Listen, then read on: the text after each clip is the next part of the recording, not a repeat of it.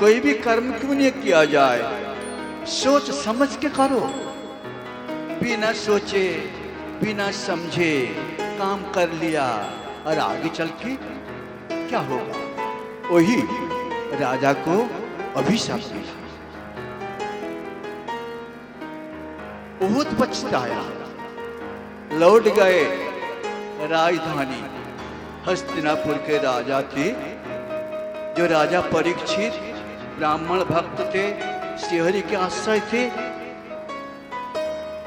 बहुत पछतावा। आखिर तक पता चला मृत्यु नजदीक, अभिशाप मिला। डरे नहीं। अगर साधारण लोगों को मृत्यु का समाचार मिल जाए तो डर जाएंगे, भाग जाएंगे, डॉक्टर के पास जाएंगे, रिश्तेदारों को बुलाएंगे। लेकिन राजा, अच्छा हुआ अब तक मैंने संसार के दलदल में फंसा हुआ था, भगवान का भक्ति करना मैंने करीब तो छोड़ दिया था।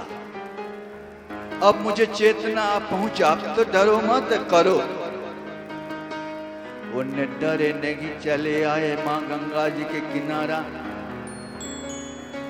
देखना है तो जगन्नाथ, जीवन में कुछ देखने की इच्छा हो तो जगन्नाथ दर्शन करो। खाना है तो खीर, लेना है तो हरि का नाम, मरना है तो गंगा तीर, मरना है तो गंगा तीर। कितनी सुंदर वाणी हमारे संतों ने कहते हैं। देखना है तो जगन्नाथ, जगन्नाथ देखने के लिए कहाँ जाएंगे? जगदीशपुरी चलो कहेंगे। लेकिन हमारे योगियों ने कहते हैं नहीं नहीं नहीं नहीं, जगन्नाथपुरी तो जाओ, इसमें माना नहीं। लेकिन आपका शरीर वही जगन्नाथ देव जी का रथ है। इसी रथ में जगन्नाथ जी विराजमान है, बलदाऊ जी विराजमान है, मां सुभद्रा विराजमान है। उनका दर्शन करो, तुम्हारा जीवन कल्याणमय हो जाएगा। दर्शन तो करो, लेकिन कैसे दर्शन करना है? जो चमड़े की आंख भगवान ने दिया है ना, इसमें नहीं। जो गुरु जी ने दिया है उनको उन्मोचन करो, जिनके नाम है तीसरी आंख। भोलेनाथ को देखा ना, उनका फोटो देखा, एक तीसरी आंख है। जहां पर आप चंदन लगाते हैं, माई लोगों ने सिंदूर लगाते हैं, वही है तीसरी आंख। उनकी कृपा से आपको मिलेगा दर्शन। देखना है तो जगन्नाथ, खाना है तो खीर, खीर और नीर। हिमालय के घाटी में एक सरोवर है, नाम है मानस सरोवर। कैलाश पर्वत के तलहटी में वो विराजमान है। वहीं पर एक सरोवर नाम है मानस सरोवर। वहीं पर रहा करते हैं हंस। वही हंस, वहां पर कमल फूल खिलते हैं। हंस पहुंच जाते हैं फूलों के पास, उनका जो नाल है, नाल में ठुकरा देते हैं, वो टूट जाते हैं। उनमें से खीर, दूध निकल जाते हैं खीर जैसे। वो जल में गिर पड़ते हैं, लेकिन जल में गिरने के बाद भी वो जल के साथ मिलते नहीं। वही नीर छोड़ के खीर खा लेते हैं। वही राजहंस। आप भी इस शरीर में,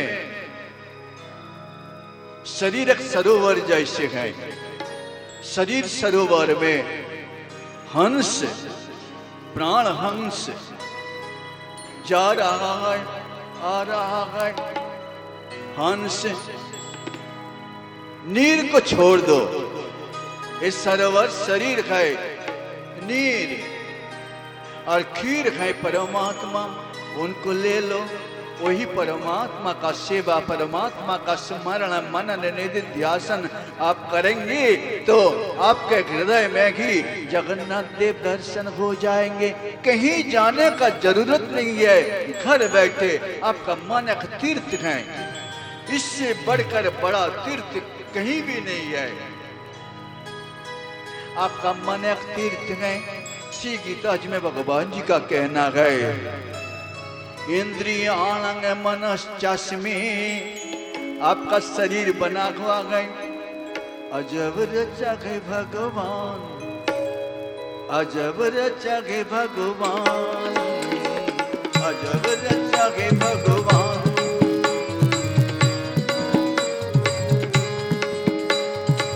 पांच तत्व का पुतला, जामे श्वास बिछान।